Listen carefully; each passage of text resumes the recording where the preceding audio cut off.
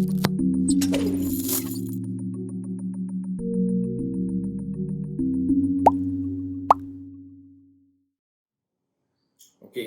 good evening, friends. So now we are back Good evening, sir. after a little bit of break of 2 odd days. I thought that once in a while I should take these breaks. It was becoming a little, like a classroom.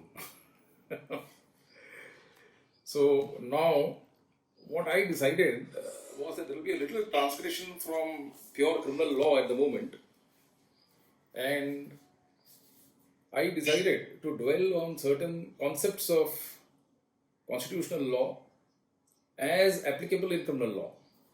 You see, there is a connect because any law ultimately the Grundnorm moves from the Grundnorm. The Grundnorm is the constitution. So, as far as criminal law is also concerned, it has got a lot to do with the Grundnorm as well. So, to understand the dynamics between the two, I thought would be something which I should dwell on. So, a few of these lectures will devote itself in relation to certain provisions which I feel the interplay of which is important to get a better understanding of the subject. So, basically, I will, in a broad way, deal with some of the major aspects and then move on to certain specificities. I'm giving an outline at the moment. I will start with the meaning of law to begin with, and from there, I will move on to certain aspects of Part 3 of the Constitution with which we have major concern, wherein I will deal with Section 13, Article 13, and post Article 13, I will deal with provisions in relation to Article 20, 21, and 22, and look at certain concepts which got developed over a period of time. And from there, we will move on to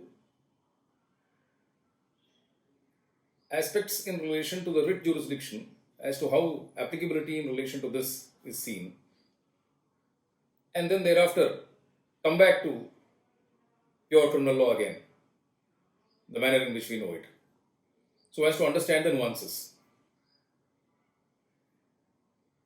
Because at various levels, at a trial court level, we look at it from a particular viewpoint. From the appellate level, we look at the entire system from a different viewpoint. And from the writ jurisdiction level also, we tend to look at it from a different dimension. So all dimensions should be understood as my take as a criminal lawyer or as a lawyer otherwise. Now to begin with, before I launch into the aspects of the fundamental rights, I would like you to understand that when the British were ruling our country, the question that needs to be asked is that were fundamental rights recognized? The answer to that question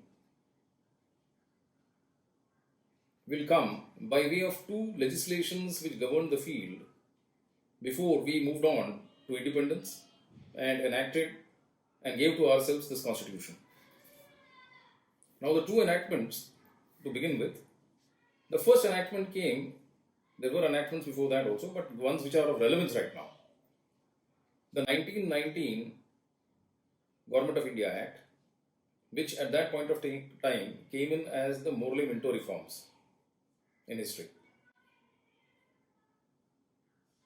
There was no provision of any fundamental right as far as the Government of India Act 1919 was concerned, or a subsequent development which happened thereafter, which was the Government of India Act 1935, from which many provisions of our constitution are also drawn. 1919, in fact, for the first time, considering the national movement which was taking place in India, and where there were a lot of voices of dissent being heard all over the country, the British felt that some kind of representation needs to be given to the natives. So when they thought in those lines, they decided to bring in for the first time a concept called diarchy.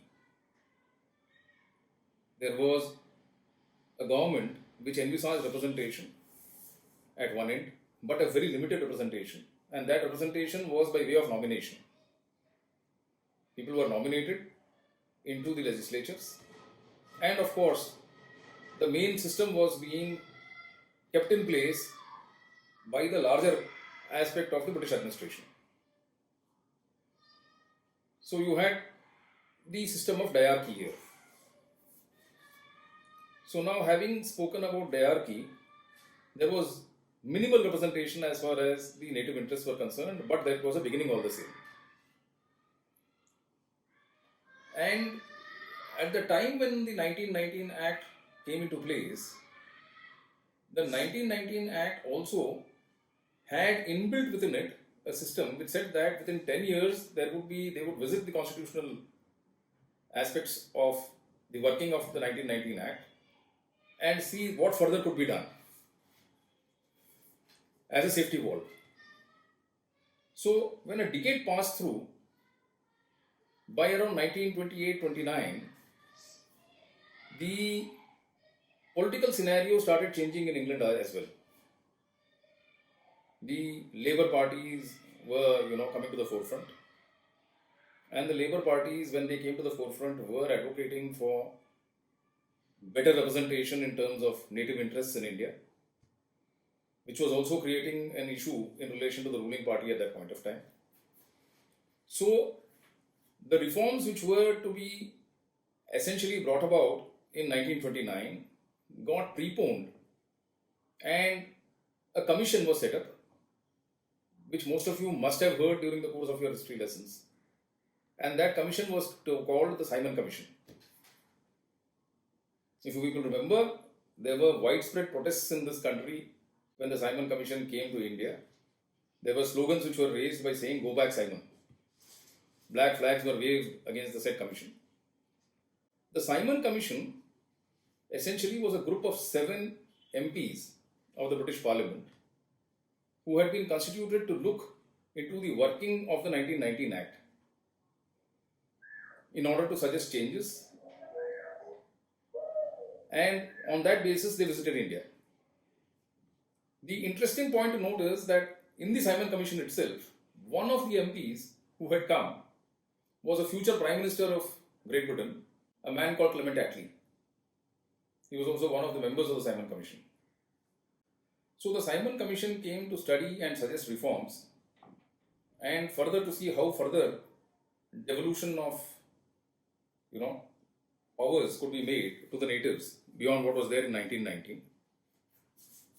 Interestingly, because I am going only into one dimension at the moment, my idea is not to have a history lesson in terms of what the Simon Commission was and why there was opposition to it, but I will broadly say this, that since it did not have any Indian representation, it was widely opposed all over the country, and there were flags raised against it. There were issues which were dealt with by the said commission.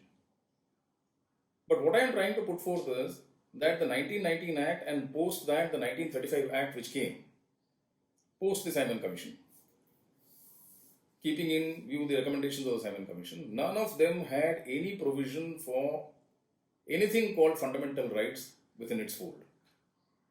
Neither did 1919 have fundamental rights, individual rights were not given importance at all. Neither did the Simon Commission consider it, because it came up before the Simon Commission. It was a demand which was made before the Simon Commission. I will come very soon to that. And that demand was outrightly rejected. The rationale which was given was this, that as far as the British Parliament is concerned, the British Parliament talks about sovereignty being vested only in the Parliament and nothing else. The Parliament is sovereign and supreme as far as the British model is concerned. So, anything to give by way of a recognition of fundamental rights or individual rights would essentially be a limitation on this power of the Parliament, is how they saw it, and therefore they rejected it outright. Now, how did this come up before the Commission is interesting, and that is why I say that the first precursor in terms of a voice which voiced the aspect of fundamental rights was by way of what was known as the Nehru Report. In the same year that the Simon Commission came, it was announced that the commission was to come. Motilal Nehru, along with others, there were 7-8 other prominent people, drawn from various aspects of society, they decided to look into the functioning of the 1919 Act and give recommendations to the said commission in relation to how the 1935 Act should then thereafter be molded. Now, these recommendations, what is important to us is that one of the first recommendations made by the Nehru Report, which also had Jawaharlal Nehru as the secretary of the said committee, Motilal Nehru the father and the son being the secretary, for the first time in that report, one of the major demands was that there should be a Bill of Rights in a similar fashion as it exists in the US today, giving recognition to individual rights. So therefore, I look at it from this point of view that as far as the Nehru Report is concerned, that is the first precursor which spoke about the importance of individual rights, and the rationale is a rationale which is important even today. The rationale which was given was this, that it has been seen during the course of the functioning of the British government as an imperial power, that and in the limited functioning of the legislatures, which happened as far as 1919 is concerned, that the legislatures also tend to be pliable in relation to concessions which they give to the executive when they talk in terms of individual rights. So those concessions which are given by the legislature also need to be limited. That was the rationale. So keeping that rationale in mind, this plea was made and it was outrightly rejected, as I said, at that point of time. So we come to the next question, that in 1950, 26th of January 1950, all of you know that the constitution of this country was adopted, and within the constitution was inbuilt this aspect of individual rights being safeguarded in part 3. Part 3 deals with the chapter on fundamental rights, and this was inbuilt out there. Now, what am I driving at? What am I driving at is that you must understand that as far as the Indian position is concerned, the Indian position also does not place the Indian Parliament at the pinnacle of sovereignty. It does not vest the entire sovereignty into the Parliament or entire authority in relation to the Parliament as such. The Parliament and the legislatures of this country, which includes the state legislatures, they are essentially, their functioning and their powers are limited or subjected to essentially part 3 of the Constitution, which is fundamental rights, and are also subject to other provisions of the Constitution. So therefore, sovereignty or the authority of the Constitution is not supreme as you can see it in terms of the British model. This was done wantonly and deliberately so that there would not be misuse of either legislative power or executive power. What happens in practice is a different question, and how it has been happening in practice is also something which I intend briefly to dwell with, that how these powers also got whittled down over a period of time and continue to be infringed. But this was the rationale. The check and balance which was envisaged by the founding fathers was this, that the powers of the legislature, be it the union or the state, will be limited through the provisions of part 3. Every law which you make will be tested on this touchstone. And that is why I said that I need to go into Article 13 to begin with. 12, of course, deals with the concept of a state, which we will revert to somewhere or the other. But essentially, we will start from 13. Now, when we look at Article 13 has 3 essential elements to it. The 4th came by way of an amendment, which I will deal with, and that is a very interesting part as to how that amendment came and how that amendment got to be dealt with and how the law developed in relation to that. Briefly, we will touch on those aspects because it gives a broad understanding. So when we talk in terms of Article 13, there are three clauses to it. The first clause talks about laws which existed at the time when the Constitution came into force. So which means that yes, it gave recognition to the fact that there were laws which existed. Now what is it that the Constitution talks in terms of those laws? Is it that by the coming of the Constitution all those laws become non-est and get wiped out? Or the rights and liabilities which were accrued by way of those laws are still enforceable? That is the question which 13.1, the first clause of 13, talks of. When it says that as far as those post facto laws were concerned, those earlier laws were concerned, which are there, it is not that those laws were not without any force. But all those laws, to the extent that they contravened this part 3 of the Constitution. Now see how it plays. Why I say that it is limiting the power. To that extent, the laws would be inconsistent. To the extent of to the extent of inconsistency, it will be considered to be void. It will not be void ab initio. There is a difference. Because at the time when those laws were enacted, at that time, as I had started with the Government of India Act 1919 and subsequently I moved on to 1935, there was no concept of fundamental rights. So there was no question of any contravention at that point of time.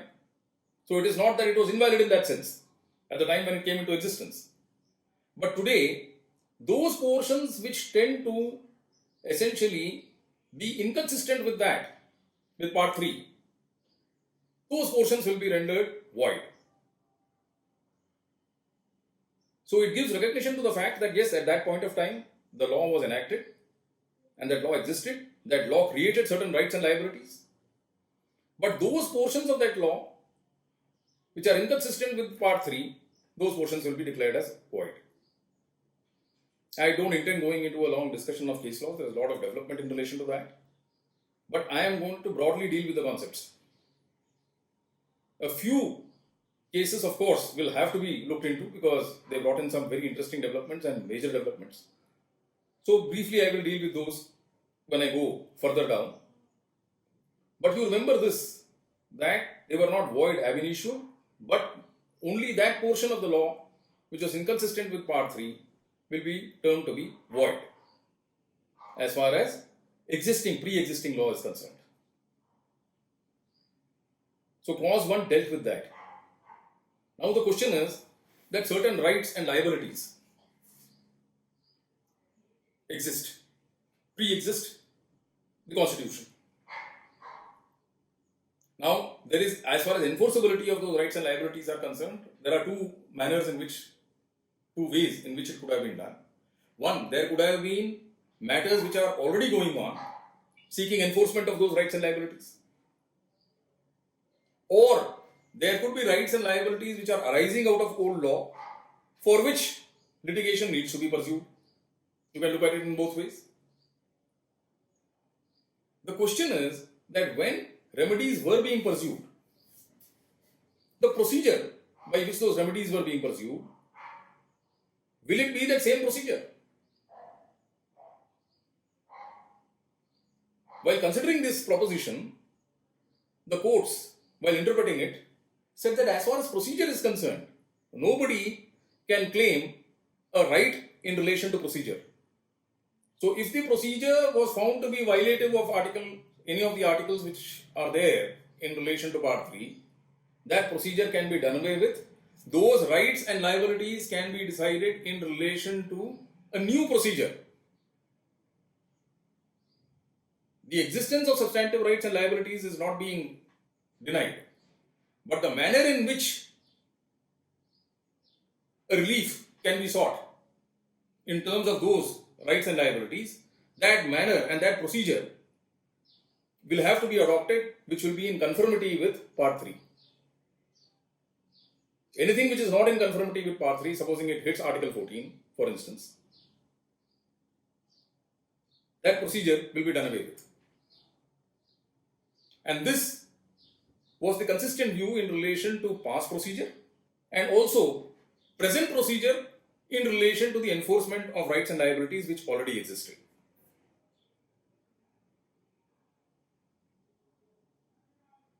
So this was in effect what 13.1 said, the first clause.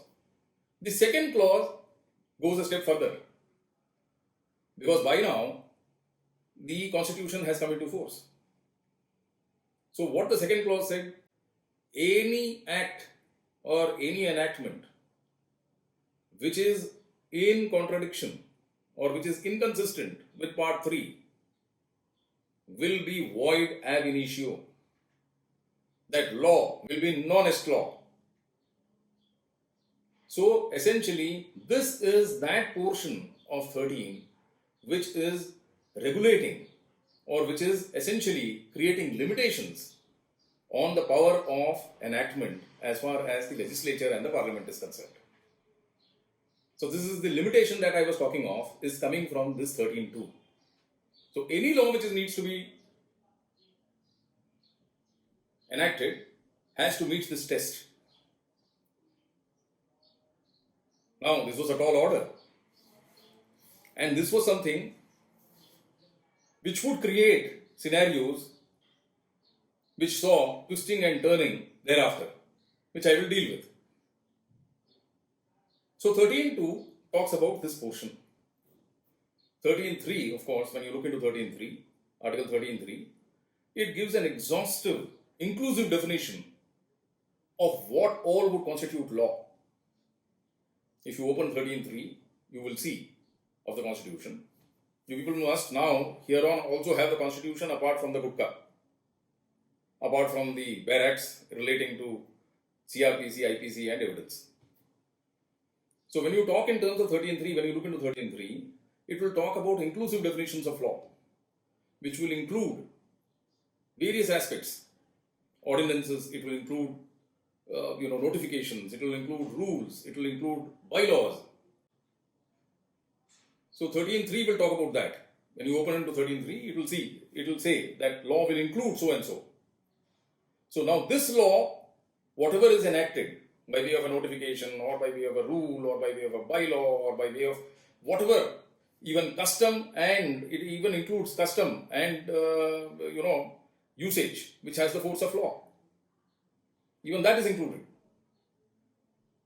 That if there is a custom which is going on prevalent for time immemorial, it will have the force of law, but that custom also will be tested under the touchstone of this part 3.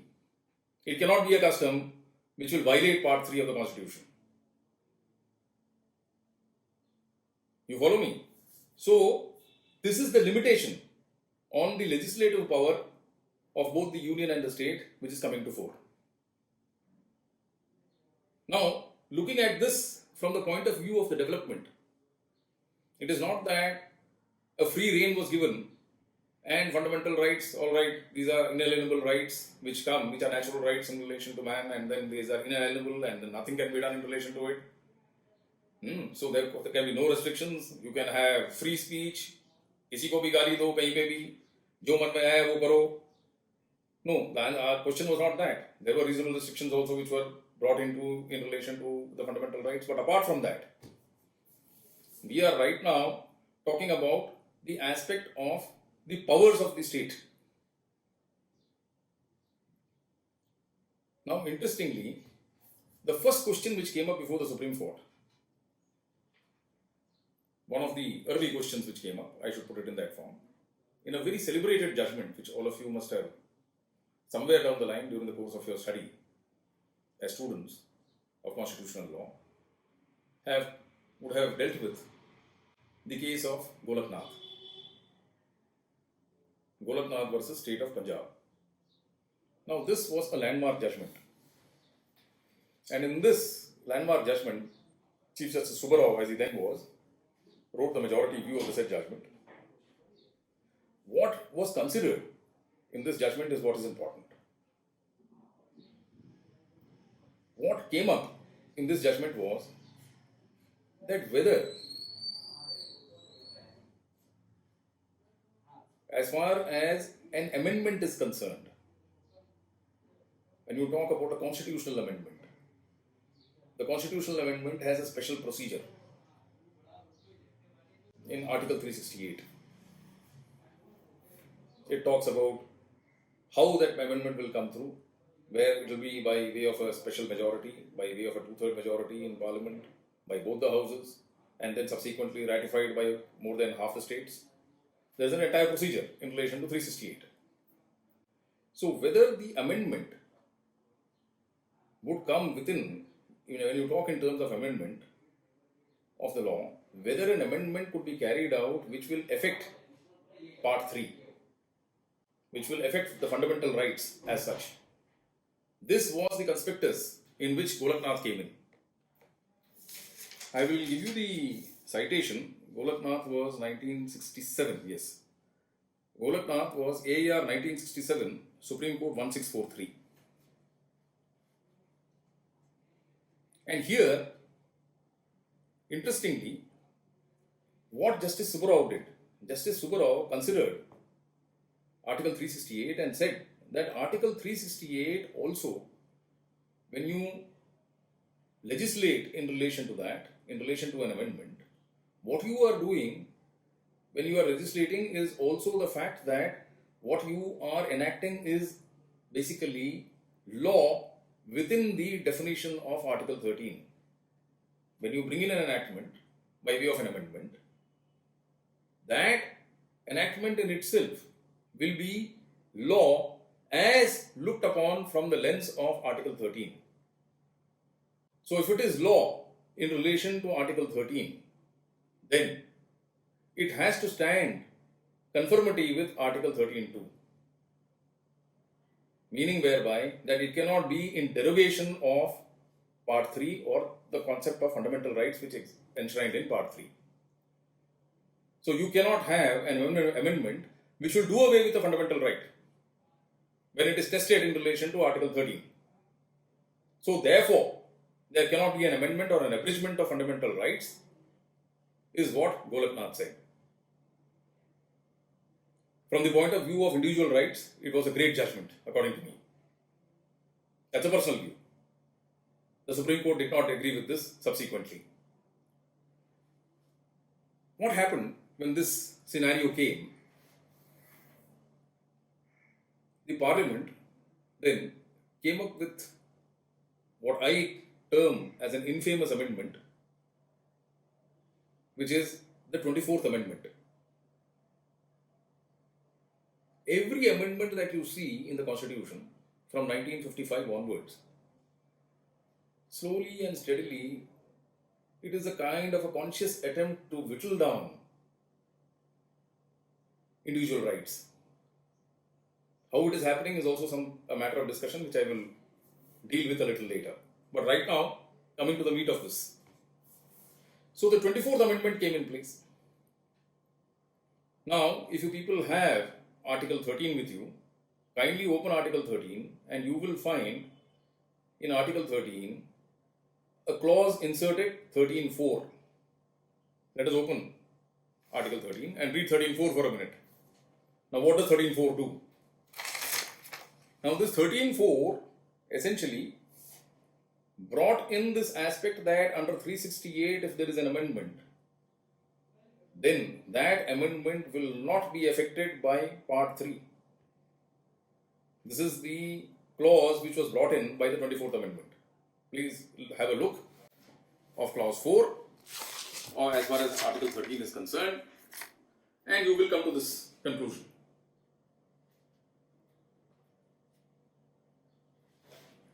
So this is what happened by way of this amendment. And this amendment, you people have looked up Clause 4. You will find Clause 4 of 13 saying this. Now this amendment came to be challenged in another very celebrated judgment, a full bench judgment of the Supreme Court, which also all of you people know. This full bench judgment of the Supreme Court is famous by the name of Keshavananda Bharati versus State of Kerala. In 1971, this amendment came in. And post the said amendment, there was a challenge placed, and a full bench went into this aspect. And see what the full bench did. The full bench upheld this 24th Amendment. That is why I say, to a certain extent, though people have spoken about Keshavananda Bharati in various other ways and other terms, because certain other concepts were also involved in it, but in terms of individual rights and in terms of the fundamental rights portion of Part 3, as far as that is concerned, Keshavananda Bharati said that even fundamental rights will be subject to abrogation, can be subject to repeal, and can be subject to an amendment, meaning whereby that as far as 368 is concerned, any amendment which is brought under Article 368 will be away from the purview of Part 3 of the Constitution. So the limitation which was existing in terms of the legislative powers got whittled down by this judgment is what I see. Because they upheld the constitutional validity of the 24th Amendment, and it continues as clause 4 of Article 13. But what did they do for which Keshavananda Bharati otherwise is quoted and also considered to be in some ways a celebrated judgment? So what is it that they did was that they created a new concept wherein they brought in certain features of the Constitution to be inalienable and beyond any amendment, which they termed to be the basic features of the Constitution. Now, these basic features of the Constitution was a very broad brush. Now, in that broad brush, the basic features included, the concept of federalism, the aspect of judicial review, the division of powers between center and state. So they brought in these aspects saying this, that these are basic features, and these basic features of the Constitution cannot be subject to any amendment. But however, they also clarified that Part 3 of the Constitution, the fundamental rights portion, is not what is contemplated within the basic features. So therefore subject to amendment. So therefore I say that as far as that part is concerned, this judgment was a little retrogressive in terms of individual rights.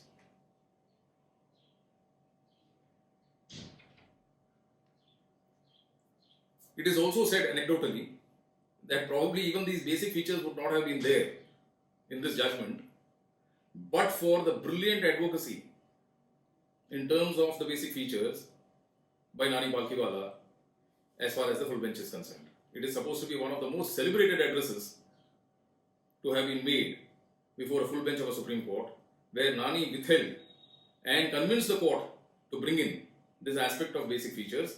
Otherwise, it was going to be one of the darkest hours in the history of our constitutional history if this basic feature aspect was not incorporated. So Nani, to a certain extent, salvaged some part of the sinking ship, if I may be given that freedom to say so.